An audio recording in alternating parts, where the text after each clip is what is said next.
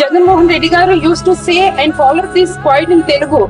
ఒక దీపం గదికి మాత్రమే వెలుగునిస్తుంది, కానీ చదువు అనే దీపం ఒక కుటుంబానికి, సమాజానికి వెలుగునిస్తుంది. ఒక మాట ఎప్పుడు చెప్తా ఉంటా, ఒక దీపం ఒక గదికి వెలుగునిస్తుంది అని, కానీ చదువుల దీపం ఒక కుటుంబాన్ని రూపురేఖల్నే మార్చేస్తుంది అని చెప్పి.